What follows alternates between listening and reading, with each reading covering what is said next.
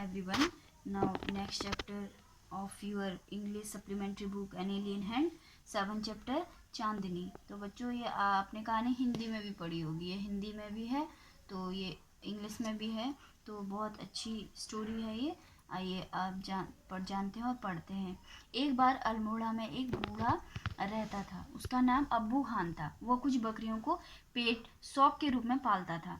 उसने हर बकरी को एक मज़ेदार नाम दिया था। फिर भी अब्बू खान थोड़ा सा अभागा था।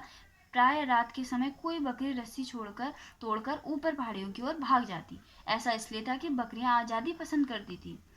उसकी बकरियां सर्वोत्तम पहाड़ी क्षेत्र की थी। पहाड़ी क्षेत्र की बकरियां किसी पेड़ या खंबे से बांधे जाना पसंद नहीं करती हैं, पर यह आज़ादी उनके लिए जानलेवा बन गई। पहाड़ियों में रहने वाली एक बूढ़ा भेड़िया उन्हें खा जाता था प्रत्येक दिन। एक दिन जब उसकी सारी बकरियां समाप्त हो गई तो अब्बू खान बड़ा दुखी हुआ। उसने निश्चय किया कि अब वह कोई बकरी पेट के रूप में नहीं रखेगा, पर उसने शीघ्र ही अपना विचार बदल लिया। ऐसा इसीलिए हुआ कि बकरियों के बिना वह बहुत अकेला हो गया। अब उसने एक छोटी बकरी खरीदी। उसने सोचा कि यह उसके पास काफी समय तक रहेगी। उसने निश्चय किया कि वह बकरी से इतना प्यार करेगा कि वह कभी न भागे। अतः उसने एक सुंदर छोटी बकरी खरीद ली। उसने उसका नाम चांदनी रखा।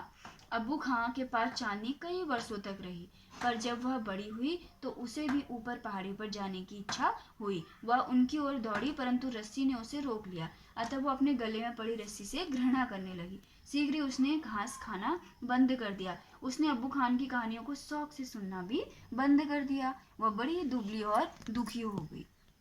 तो अब्बू खान को उसकी समस्या समझ नहीं आई। आखिर चांदनी ने उससे साफ साफ बात करने की ठान ली। उसने उससे कहा कि वह उसे पहाड़ियों पर जाने दे। अब्बू खान चांदनी की समस्या जान गया। उसने चांदनी को बताया कि ऊपर जाने में मौत का खतरा है। चांदनी ने कहा कि वह अपने सींगों से भेड़िए से लड़ेगी।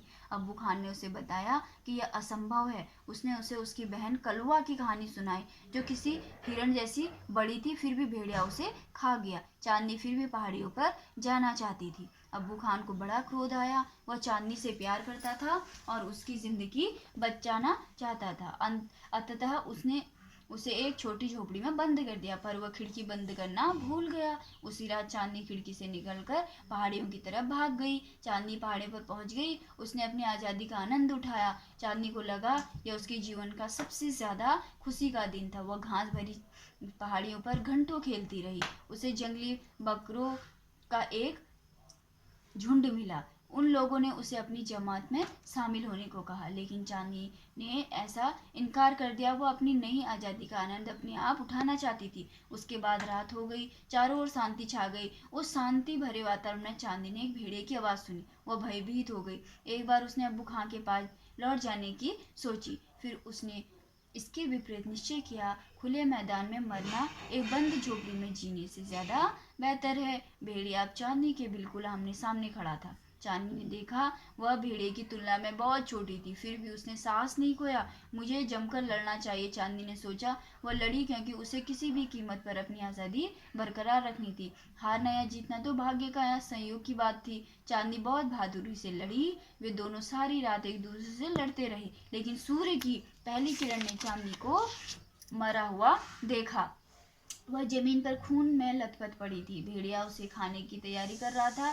पक्षियों के एक समूह ने इस लड़ाई को देखा था। उनमें से अधिकांश ने सोचा कि भेड़िया जीत गया था, पर एक बुद्धिमान बूढ़े पक्षी ने चांदनी को विजयी घोषित किया। तो बच्चों ये कहानी आपको समझ आई होगी। तो इसके बाद में क्वेश्चन आंसर मैं आपको लिख के सेंड करूँगी। Thank you.